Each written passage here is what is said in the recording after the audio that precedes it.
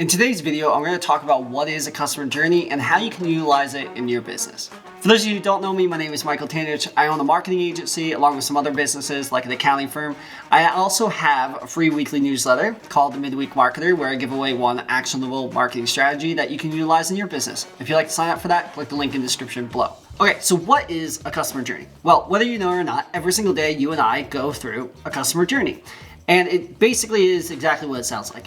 It's a journey that we go on to find a business and to eventually purchase and become an advocate of that business. And it's super important as business owners to understand what a customer journey is because it allows us to do our marketing better, it allows us to do our advertising better, it allows us to get our wording better, and it allows us to really speak to our specific target market. Now, if you don't know what a target market is, click either here or here, wherever it gets linked.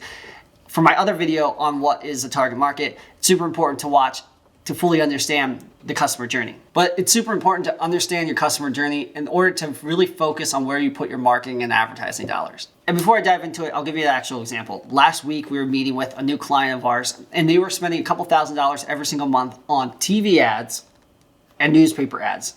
Yes, you heard me right. TV ads and newspaper ads. And the reason I bring this up is because they didn't fully understand their customer journey. They didn't understand where their customers are going or spending their time in order to find their business. And they were putting dollars towards TVs and newspapers because that was the old way of doing it. And that's what they thought was the right way of doing it. But the problem with that is they didn't have any data to back it up. They just thought in their head, that's exactly how it is. They didn't actually get into their customers' minds and figure out where they're spending their time and figure out where they're going to be finding their business. A good way to go about this for yourself is actually to look at what you do in your daily life. For me, for example, I spend a lot of time on Instagram, probably more than I should. A lot of time on YouTube, again, probably more than I should, and some time on Facebook. So if you were trying to advertise to me and I was your exact target market, you should be running ads on YouTube or Instagram to get my attention. Now, there's a bunch of other things that go into it, like, what the pain points are, what the ad should look like and all that kind of stuff. But, I have a bunch of other videos on that. But the point is that you need to figure out where I'm spending my time, and that's where the customer journey comes into play. And so, like I said, a good way to get a grasp on these type of things is to kind of look at your life and see, where do I spend my time? What do I do? And if someone was trying to market towards me, this is the platforms or where I'd be going. I don't watch any TV, and I don't even think I've picked up or bought a newspaper in like 20 years. So running ads in there wouldn't get my attention whatsoever. Okay, so let's dive into what a customer journey is. So customer journey. Okay, there's a couple different phases within a customer journey. The first phase is you have the awareness phase. So awareness, you have consideration. Consider. You have purchase. You have retention, and then you have advocacy. So advocacy. Okay, there's a couple different YouTube videos on customer journeys that I'm sure you've seen if you're watching this one, and they have different words that they use for it. But the point is that majority of the time, a customer journey looks like this. Someone gains awareness about your business. Because they gain awareness, then start to consider your business.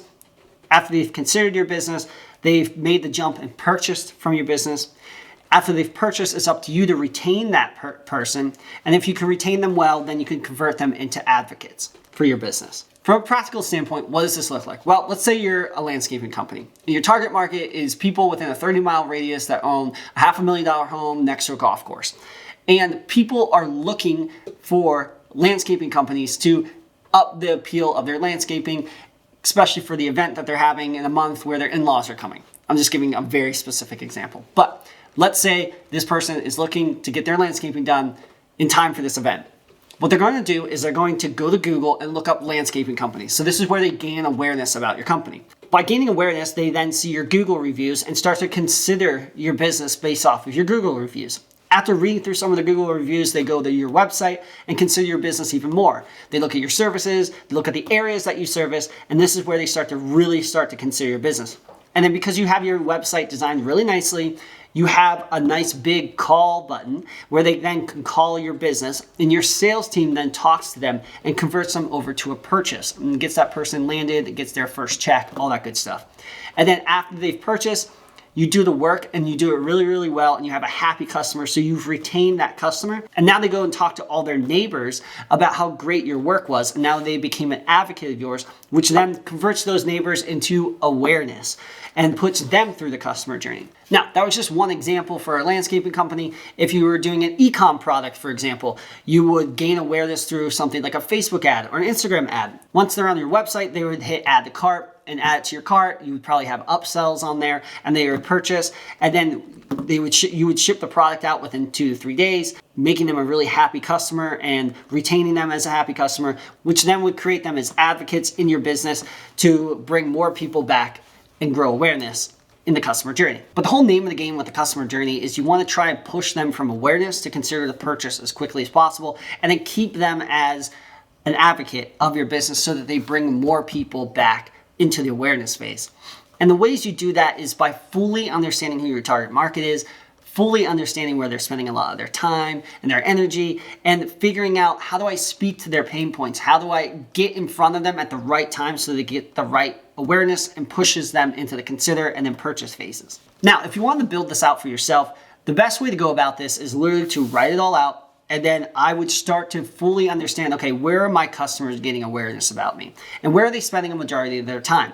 Again, for my example, let's say your customers spend a lot of time on Instagram. All right, then you should probably be doing Instagram posts, Instagram ads, and probably Facebook ads to bring these people in and grow awareness about your business.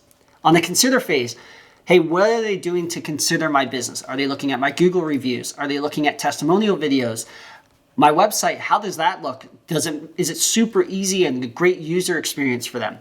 How easy is it for them to purchase or call? Because that really is what converts them over to the purchase phase. After they've purchased, how do I make it a really, really good customer experience for this specific person?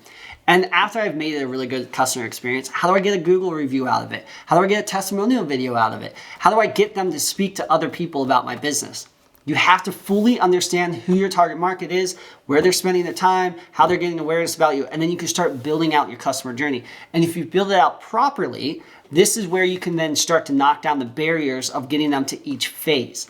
For example, if they grew awareness about your business on Google, but you didn't have a website or a phone number, that makes it really hard for them to consider your business and purchase. However, if you have a really nice website and the phone number is right there, it makes it easier for them to get into that potential purchase phase. So fully understand your customer journey and build it out so that you can put your marketing and advertising dollars in the right spot and convert them as best as possible. All right, so that's my video on what is a customer journey. Again, I have a couple other videos on target markets, on Facebook ads, on all that kind of stuff. You can check it out on my YouTube channel. If you'd like to sign up for my midweek marketer newsletter where you get one actionable marketing strategy every single week that you can utilize in your business, click the link in the description below. It's completely free. There's 3,500 people that have already signed up for it. Thanks for taking the time to watch the video, and I will see you in the next one.